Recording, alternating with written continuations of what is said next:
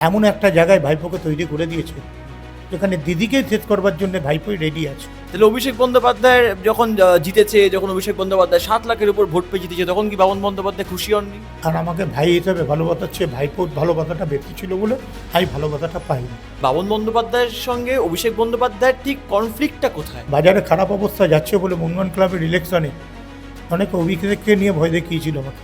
কালীঘাটের বন্দ্যোপাধ্যায় পরিবারের মধ্যেও মানে কনফ্লিক্ট রয়েছে, ঝামেলা রয়েছে, হয়। আপনি যদি আমায় ভালো না পাতেন আপনাকে আমি কী করে ভালোবাসবো বলুন? দেখুন, রাজ্যে পালাবদল হয়েছে। এবার পালাবদলের জন্য অনেকে বলছে তারা খুশি, কারণ রাজ্যে গত 15 বছর যা হয়েছে তার এবারে পরিবর্তন ঘটবে। কিন্তু তার মধ্যেও একজন রয়েছেন, অনেকে বলছেন তিনি নাকি সব থেকে বেশি খুশি। এবারে খুশির অনেকগুলো কারণ রয়েছে। এক, তিনি দীর্ঘদিন রাজনৈতিক মহলে যুক্ত ছিলেন, তিনি তার সসম্মানে রাজনীতি করতে পারেননি। কার জন্য? এটা একটা বড় প্রশ্ন।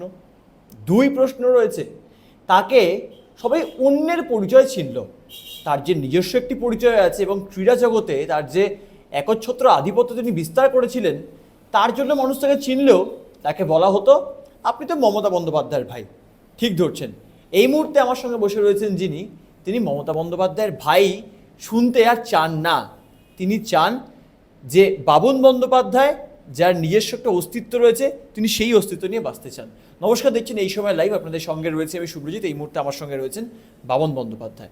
দাদা, প্রথমেই যে প্রশ্ন, রাজনৈতিক মহলে সব থেকে চর্চিত প্রশ্ন, সব থেকে খুশি এখন আপনি, মানে সব থেকে খুশি কি আপনি? আমি সত্যিই খুশি। খুশি এই কারণে, পোস্ট ময়দানের লোক, পোস্ট ময়দান নিয়ে থাকি। জীবনে যখন স্টার্ট করেছিলাম পোস্ট ময়দানটাই আমার জীবনের সব কিছু পাওনা।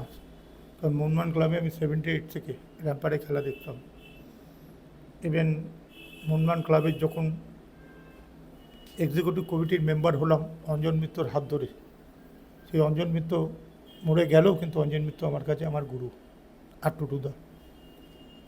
তো সেই জায়গায় দাঁড়িয়ে থেকে আমি মেম্বার হওয়ার পরে একবার এক্সিকিউটিভ কমিটির মেম্বার, 3বার গ্রাউন্ড সেক্রেটারি, 3বারের জন্য এখন ফুটবল সেক্রেটারি। এছাড়াও আমি 2012 সালে বেঙ্গল অলিম্পিক অ্যাসোসিয়েশনের জয়েন্ট সেক্রেটারি, 2016 সালে আমি বেঙ্গল অলিম্পিক অ্যাসোসিয়েশনের জেনারেল সেক্রেটারি, 2020 সালে আমি প্রচণ্ড ঝড়ঝাপটার মধ্যে দিয়েও আমাকে হারানোর চেষ্টা করেছিল, কিন্তু হারাতে পারিনি। কে হারাতে পারিনি? বেঙ্গল অলিম্পিকে আমার দাদা দাঁড়িয়েছিলেন এবং চন্দন রায়চৌধুরী ছিলেন। তার জন্যে আমাকে হারাতে পারিনি, আমি জিতে গেছিলাম। কিন্তু 24 সালে দেখা গেল ঠিক অন্য মুহূর্ত। 24 সালে দেখা গেল যে 68টা ভোটে দেখা গেল যে 250 পুলিশ, 6টা IPS officer, even Arup Biswas, তার ভাই স্বরূপ বিশ্বাস, তার নেতৃত্বে বেঙ্গল অলিম্পিকের প্রতিটা প্রেসিডেন্ট সেক্রেটারিদের থ্রেটনিং করা, তাদেরকে যাতে ভোটে বাবুনকে ভোট দিলে সরকারের তরফ থেকে 5 লক্ষ টাকা করে পাবে না, অর্থাৎ বাবুনকে ভোট দিলে কিচ্ছু পাবে না, বেঙ্গল অলিম্পিকে কিচ্ছু হবে না। আমি বিভৎস অনেক চিঠি দিয়েছি অনেকের জন্য, কিন্তু কোনো জায়গা থেকে আমার চিঠির কোনো কর্ণপাত করেনি। ইভেন আমি স্পোর্টস জগৎ নিয়ে আমি সুভাষ চক্রবর্তী নামে সুভাষ চক্রবর্তীর সঙ্গে, তখন আমি স্পোর্টস সঙ্গে না বড়ো কোনো জায়গায় ছিলাম না, কিন্তু একটা রিলেশান ছিল সুভাষদার সঙ্গে। মদন মিত্র থাকাকালীন মদনদার সঙ্গেও রিলেশান করে মদনদা অনেক কর্মসূচি অনুযায়ী পোস্টকে এগিয়ে নিয়ে গেছে, কিন্তু অরূপ বিশ্বাস আমাকে কোনো জায়গায় কোনো দিন মান্যতা দেয়নি। আপনি দিদিকে জানিয়েছিলেন, মানে মমতা বন্দ্যোপাধ্যায়কে জানিয়েছিলেন? অনেকবার সবাইকেই জানিয়েছি, কিন্তু জানানোর পরে কোনো কথা হয়নি। অ্যাকচুয়ালি মমতা বন্দ্যোপাধ্যায়ের আমি নিজের ভাই হতে পারি, কিন্তু নিজের ভাই হলে কী হবে, অরূপ বিশ্বাস আমার থেকে জায়গাটা বেছে নিয়ে নিয়েছিল। তার জন্যই তো তার ভাই আর অরূপ বিশ্বাস আজকে বেঙ্গল অলিম্পিকে আমার জায়গা থেকে আজকে দেখুন স্টেট গেমসের চেয়ারম্যান করে দিল, তাকে মালদায় নিয়ে চলে গেল। এবার চেয়ারম্যান করে নিয়ে গিয়ে বলছে সুরজির সঙ্গে গিয়ে জার্সি দিতে হবে। আমাদের বেঙ্গল অলিম্পিক এর ইতিহাসে এটা হচ্ছে একটা দুঃখজনক ঘটনা, আমি ধিক্কার জানাই। আমি মনে করি এটা বেঙ্গল অলিম্পিকে ঠিক না। এরমও দিন গেল, আমরা স্টেট গেমস করছি, কলকাতায় জায়গা পাচ্ছি না। আমি ম্যাকআউট ইউনিভার্সিটিতে সৈকত মৈত্র তখন ভাইস চ্যান্সেলর ছিলেন, ওনাকে রিকোয়েস্ট করে বেঙ্গল অলিম্পিকের তরফ থেকে প্রেসিডেন্ট হিসেবে ওনার কাছ থেকে করলাম, আমরা একটা অ্যাকোমোডেশন পেলাম। ওরা বেঙ্গল অলিম্পিকের সঙ্গে একটা টাই আপ করে আমাদের একটা স্টেট গেম করানোর পুরো জায়গা অ্যাকোমোডেশন সব কিছু ওরা অ্যারেঞ্জমেন্ট করে দেয়। ওই মুহূর্তে রাত্রির বেলায়, মানে যেদিন স্টেট গেম তার আগের দিন রাত্রিবেলায় হঠাৎ ভাইস চ্যান্সেলরকে সরিয়ে দেওয়া হলো। আমরা এত টেনশানে পড়ে গেলাম যে ভাইস চ্যান্সেলরকে সরিয়ে দিল, তাহলে কি আমাদের স্টেট গেম বন্ধ হয়ে যাবে? রাত্রিরে আমাদের বিওএ যারা খুব কাছের লোক, তাদের আর ঘুম হওয়ার মতো পরিস্থিতি নেই। খুব দুঃখ কষ্টর মধ্যে দিয়ে আমাদের দিনগুলো কাটাতে হয়েছে, কিন্তু সেই কাটানোর পরেও কিন্তু আমরা স্টেট গেমটা। দাদা, এই প্রশ্ন এখন অনেকের, যে খুব দুঃখ কষ্টের মধ্যে দিয়ে জীবন কাটানো হয়েছে 2011 সাল থেকে 26 সাল পর্যন্ত রাজ্যের মানুষ যেভাবে দিন কাটিয়েছেন, আপনি কিভাবে দেখছেন রাজ্যে একটা আমূল পরিবর্তন, নতুন মুখ্যমন্ত্রী শুভেন্দু অধিকারী? আপনি মুখ্যমন্ত্রীর সঙ্গে কথা হয়েছে এখন অবধি? দেখুন, মুখ্যমন্ত্রীর সঙ্গে আমার ডাইরেক্ট কথা হয়নি, কিন্তু মুখ্যমন্ত্রী আমাকে ভালোবাসেন। আগের মুখ্যমন্ত্রীও ভালোবাসতেন, এখন মুখ্যমন্ত্রী আমাকে ভালোবাসেন। কিন্তু 2012 সালের পর থেকে আগের মুখ্যমন্ত্রী আর আমাকে ভাই হিসাবে ভালোবাসার চেয়ে ভাইপোর ভালোবাসাটা বেশি ছিল বলে আমি ভালোবাসাটা পাইনি। মানে ভাইয়ের থেকে ভাইপোর কাছে বেশি ভালোবাসাটা ছিল, তার জন্য এই ভালোবাসাটা পাইনি। আজকে তৃণমূল কংগ্রেসে যেভাবে যদি আমরা সংসদ দেখি, যদি আমরা লোকসভা দেখি, বিধানসভা দেখি, যেভাবে কার্যত তৃণমূল কংগ্রেস ভেঙে গেছে, সেখান থেকে দাঁড়িয়ে আপনার কি মনে হচ্ছে? মানে এটাই কি হওয়া মানে কথা ছিল? মানে এটা কি হতে পারতো? দেখুন, একটা কথা বলি, পার্টি তো করেছি 1981 সাল থেকে রাজনীতি করেছি, 2012 পর থেকে তো আর পার্টি করিনি। তো এইটা ঠিক, মমতা বন্দ্যোপাধ্যায়ের কাছ থেকে যারা সুখ দুঃখের সময় সব কিছু নিয়ে গেছে, তারা আজকে কেউ নেই। আর যারা যা পেয়েছে তারা পেয়েছে, আর যারা পায়নি তারা পায়নি। আমি তো কিছুই পাইনি, পাওয়ার দরকার নেই। আমি একটা জিনিস বিশ্বাস করি, আমি কাজে বিশ্বাসী, আমি বক্তৃতায় বিশ্বাসী না। কাজকে ভালোবাসি, স্পোর্টসকে ভালোবাসি। স্পোর্টসের জন্য যা করার দরকার আছে, আমি সমস্ত ট্যালেন্টেড বাচ্চাদের জন্যে আজকে যা যা কাজ, state games, Olympic games, Commonwealth games, Asian games, সব জায়গায় ইন্ডিয়ান অলিম্পিক পাঠিয়েছে। আমি একটা সময় ইন্ডিয়ান অলিম্পিকের মেম্বার ছিলাম।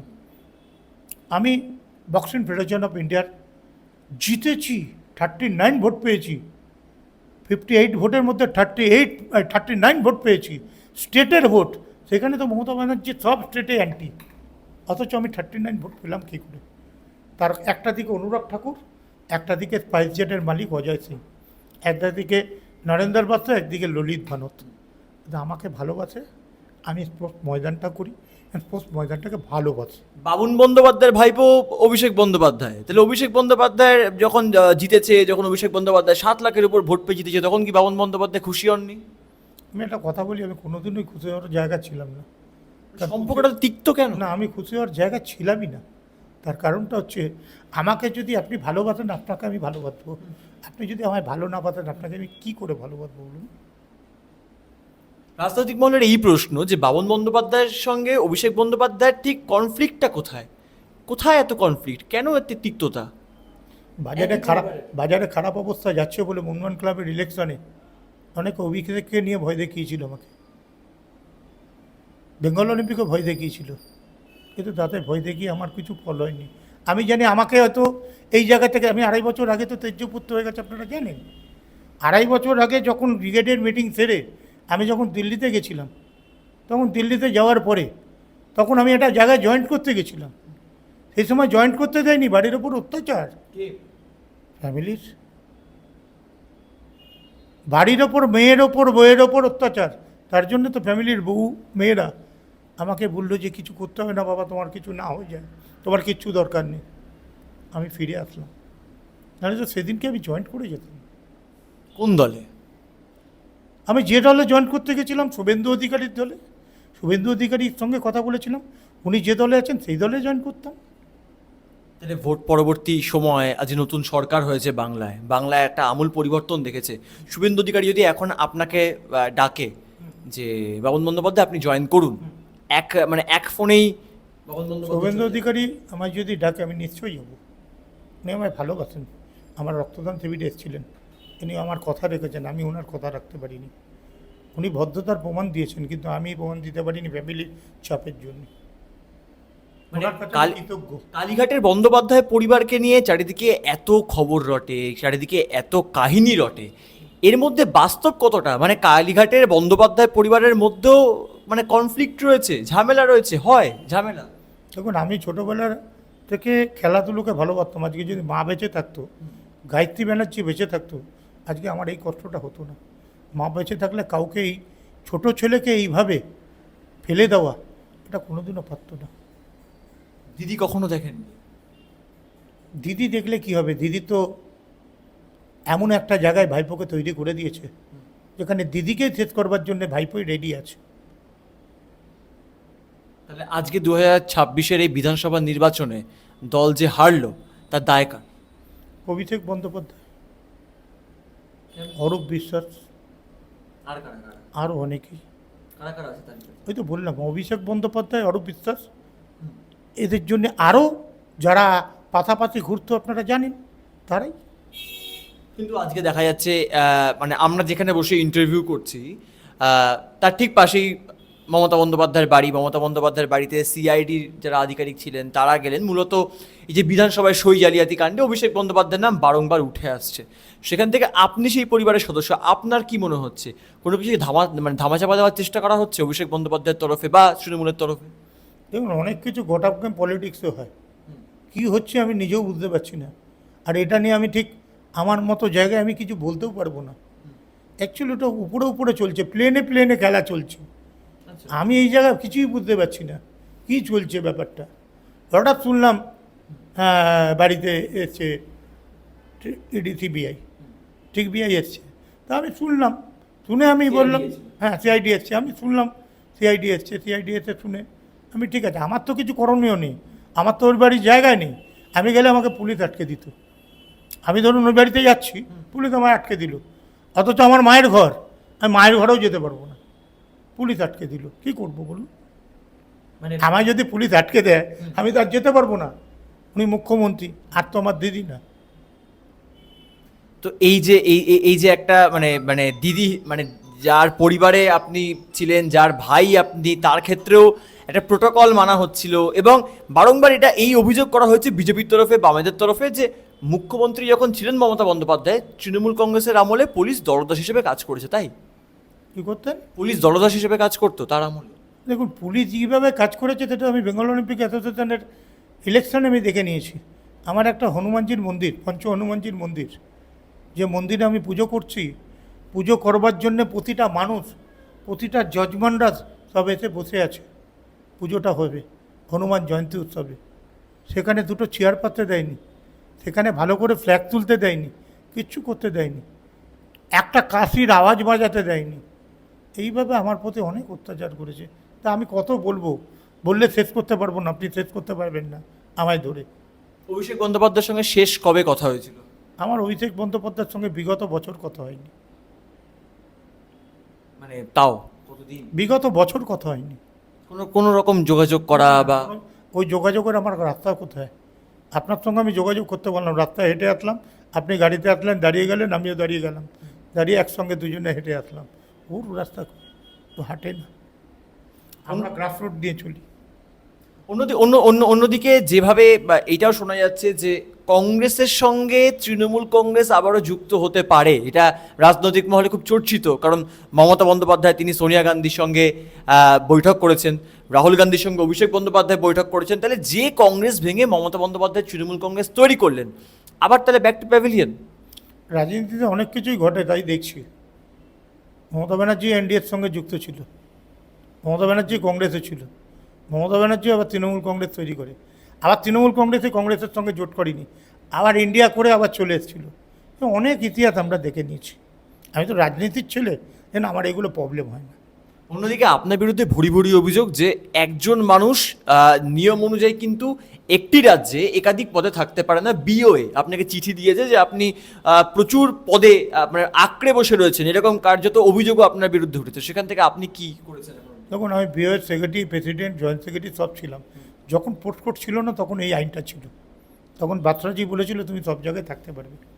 যখন পোস্ট কোড শুরু হলো, যেদিন পোস্ট কোড ডিসেম্বরে শুরু হলো 25 সালে, তখন একটা চিঠি পাইনি। আমি 26 সালে চিঠি পেয়েছি। যেদিন চিঠি পেয়েছি তার 10-15 দিনের মধ্যে আমি মেল করে নিজে হার্ড কপি দিয়ে এসেছি বেঙ্গল অলিম্পিক অ্যাসোসিয়েশনে। ভদ্র ছেলে না, ভারত সরকারের পোস্ট কোডটা মেনে আমি মান্যতা দিয়েছি, আমি হ্যান্ডবলকে ছেড়ে দিলাম বেঙ্গল অলিম্পিকের আন্ডারে, আর বক্সিংটা ছেড়ে দিলাম। শুধু টেবিল টেনিসের প্রেসিডেন্ট হিসেবে আমি আছি, আর কোনো জায়গায় নেই। অন্যদিকে দাঁড়িয়ে রাজ্যে নতুন মন্ত্রী ক্রীড়া দপ্তর সামলাবেন ইন্দ্রনীল খা, অন্যদিকে নিশীথ প্রামাণিক রয়েছেন, প্রত্যেকের সঙ্গে কথা হয়েছে এখনো পর্যন্ত? আমার নিশীথ প্রামাণিকের সঙ্গে দেখা হয়েছিল, মানে মোহনবাগান ক্লাবের যেদিন স্মরণ সভা ছিল সেই নিশীথ প্রামাণিকের ছিল, অনেকে এসেছিল, অনেকের সঙ্গেই দেখা হয়েছে, তো কথাও হয়েছে। এবার আমি পোস্টকোড অনুযায়ী মান্যতা দিয়েছি, ওনাকে এটা জানিয়েছিলাম। ইন্দ্রনীল খাটা আমাদের হাসপাতালের ডাক্তারবাবু, উনি ভদ্র জেন্টালম্যান, ওনার মতো মানুষকে ক্রীড়ামন্ত্রী পেয়েছি, আমি যে কতটা খুশি চিন্তার বাইরে। কারণ এনার মতো ক্রীড়ামন্ত্রী পেলাম, কারণ সঙ্গে সঙ্গে কথা বলতে পারবেন। দেখুন নিশীথ প্রামাণিকও এর আগে আমি ন্যাশনাল গেমসে যখন গেছিলাম তোমার গুজরাটে, তখন উনি ছিলেন নরেন্দ্র মোদীর সঙ্গে, তখনও গেছিলাম। আমার সঙ্গে জয় শাহরও অনেক জায়গায় দেখা হয়েছে, আমার সঙ্গে অনুরাগ ঠাকুরেরও অনেক জায়গায় দেখা হয়েছে। কারণ পোস্ট ময়দানে আমি পলিটিক্স দেখি না, পোস্ট ময়দানে যে যখন যেখানে থাকে, দেখুন মেডিকেলের সঙ্গে ছবি, সৌরভের সঙ্গে ছবি, আমি পোস্ট পলিটিক্সে কংগ্রেস সিপিএম বিজেপি কিচ্ছু দেখি না। কিন্তু যখন রাজনীতির ময়দানে আমার যখন কোনো স্ট্যাম্পই নেই, তাহলে আমি রাজনীতির ব্যাপার ভাববো কেন? না, আপনার একটা স্ট্যান্ড তো এত বছর ধরে লেগে গেছে, আপনি যবে থেকে রাজনীতি করছেন, যে মমতা বন্দ্যোপাধ্যায়ের ভাই মানে বাবুন বন্দ্যোপাধ্যায় এর হয়তো অস্তিত্ব ছিলই না, আপনি মমতা বন্দ্যোপাধ্যায়ের ভাই, মানে রাস্তাঘাটে আপনাকে বাবুন বলে বেশি ডাকতো নাকি মমতা বন্দ্যোপাধ্যায়ের ভাই বলে বেশি ডাকতো? বাবুনটা নেকনামটা আমার কাছে সবাই খুব ভালো নামে চিনে, মানে অল ইন্ডিয়াও চিনে গেছে এখন। আগে বেঙ্গলটা চিনতো, এখন অল ইন্ডিয়া চিনে গেছে। আর দিদি আবার ওই নিয়ে আমি কারোর কাছ থেকে মানে কোনো হেল্প নেওয়ার জায়গায় আমি আজ পর্যন্ত নিইনি। দেখুন এই হকির দুটো অ্যাস্ট্রোটাপ হয়েছে, নামে সুজিত বোস আমাকে পড়ে এসছে, অ্যাস্ট্রোটাপ দুটো করবার জন্যে লেগে থেকে অ্যাস্ট্রোটাপ করিয়েছি। নাম অরূপ বিশ্বাসের না, নাম বাবুন ব্যানার্জির। এটা জয় চৌধুরী ফার্স্ট আমার সঙ্গে ঘুরে ঘুরে দেখেছি যে সল্টলেক স্টেডিয়ামের যেখানে মডার্ন ডেকোরেটারের সমস্ত মালপত্র পড়েছিল, বিধাননগরের সমস্ত পুলিশের ভাঙা ভ্যান থেকে শুরু করে সমস্ত কিছু, রমলা চক্রবর্তী ওখান থেকে হায়াত হোটেল নিয়ে আন্দোলন, এখানে মাঠ বিক্রি করে হোটেল হচ্ছে, যেখানে বাইচুন ব্যারোটো খেলছে সেখানে পলাশ তাপস খেলছে, এই নিয়ে পোর্টসেলের তরফ থেকে আমি একটা আন্দোলন করেছিলাম। কিন্তু আলটিমেটলি কাগজ না পেলে আর কী আন্দোলন করব? মেসির ইভেন্টকে অনেকে মেসির ইভেন্ট বলতে নারাজ, বলছে কলকাতায় একটা মেস তৈরি হয়েছিল, একটা বিশৃঙ্খলা তৈরি হয়েছিল, দায় কার ছিল? অরূপ বিশ্বাসেরই। দেখুন একটা কথা বলি, লোকে মেসিকে দেখতে গেছে টাকা, অনেক টাকা খরচা করে, মেসিকে দেখবে না অন্য মেসিকে দেবে? অন্য মেসি অরূপ বিশ্বাস, ওকে দেখবার জন্য কেউ গেছে নাকি? একটা ভালো মানুষকে দেখবার জন্যে এত বাংলার মানুষেরা গেছে, অল ইন্ডিয়া থেকে ইন্ডিয়া থেকে সব লোকজন এসছে, এখানে এতে কি মেসিকে দেখবে না আর এক মেসিকে দেখবার জন্য বসে থাকবে? অরূপ বিশ্বাসকে দেখবে? সেখানে রাজ্যে নতুন ক্রীড়ামন্ত্রী হয়েছে, তার কাছে এই বিষয়গুলো জানাবেন? নিশ্চয়ই জানাবো। ওনার কাছে গিয়ে কথা বলবার সুযোগ পেলে আমি সমস্ত কিছু জানাবো। ইভেন পোস্ট ময়দান ওনাকে সহযোগিতার জন্যে ওনার অনেকেও থাকলেও আমি একজন পোস্ট অর্গানাইজার হিসাবে ওনার পাশে থাকার চেষ্টা করি। বদ্ধ জেন্টালম্যান, উনি দারুণ মানুষ। যেদিন উনি জিতেছেন আমি সেদিনই কনগ্রাচুলেশন জানিয়েছি। ইভেন আমাদের সিএমআরআই হাসপাতালের তরফ থেকে, সিকে বিড়লার তরফ থেকে ওনাকে আমরা ম্যানেজমেন্টের তরফ থেকে সম্বর্ধনা দিয়েছি। এটাও আমাদের কাছে একটা কালারফুল, খুব ভালো লাগছে। দেখুন আমি আমার এতেও ছবি আছে। যে প্রশ্নটা না করলেই নয়, কত মানে শীঘ্রই বাবুন বন্দ্যোপাধ্যায় অর্থাৎ মমতা বন্দ্যোপাধ্যায়ের ভাই বলে যাকে দীর্ঘদিন ধরে ডাকা হয়েছে, তিনি অবশ্যই এটা শুনতে নারাজ, সেই বাবুন বন্দ্যোপাধ্যায় কত শীঘ্রই বিজেপিতে যোগদান করছেন? না দেখুন আমি একটা কথা বলি, সময় আসলে নিশ্চয়ই করব, সময়ের অপেক্ষা। হ্যাঁ সময় এসে গেছে, হ্যাঁ নিশ্চয়ই পরিবর্তন হয়ে গেছে। হ্যাঁ সরকারি তো পরিবর্তন হচ্ছেই। হ্যাঁ দেখুন ইন্দ্রনীল খা আমার এতে দেখুন। তাহলে কি বাবনদা খুব শীঘ্রই জয়েন করছে বিজেপি? দেখুন আমি জয়েন করব, শুভেন্দুদার সঙ্গে কথা বলে জয়েন করব। এবার শুভেন্দুদা আছে, ইভেন আরও নেতৃত্ব যারা আছেন তারা যদি আমাকে ভালোবেসে নিশ্চয়ই গ্রহণ করে আমি নিশ্চয়ই যাব। সেটা কি খুব শীঘ্রই দেখতে পাবে বাংলার মানুষ? সেটা আমাকে যত শীঘ্রই নেবেন আমি যাব। মানে বিজেপিতে যাওয়ার জন্য বাবন বন্দ্যোপাধ্যায় আমি রেডি আছি। অর্থাৎ স্বাভাবিকভাবেই আমরা কথা বলছিলাম বাবন বন্দ্যোপাধ্যায়ের সঙ্গে, যে যার ক্রীড়া জগতে যেখানে আপনাদের জানাচ্ছিলাম যে একচ্ছত্র আধিপত্য তিনি বিস্তার করেছেন, বিভিন্ন দায়িত্ব সামলেছেন, অন্যদিকে দাঁড়িয়ে বাংলার রাজনীতির সঙ্গে বাবন বন্দ্যোপাধ্যায় যুক্ত, শুধুমাত্র মমতা বন্দ্যোপাধ্যায়ের ভাই বলেই নয়, তিনি দীর্ঘদিন ধরে রাজনীতি করছেন।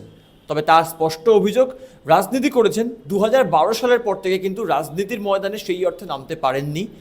দায় ঠেলে দিয়েছেন মমতা বন্দ্যোপাধ্যায়ের ভাইপো তথা তৃণমূল কংগ্রেস সাংসদ অভিষেক বন্দ্যোপাধ্যায়ের দিকে।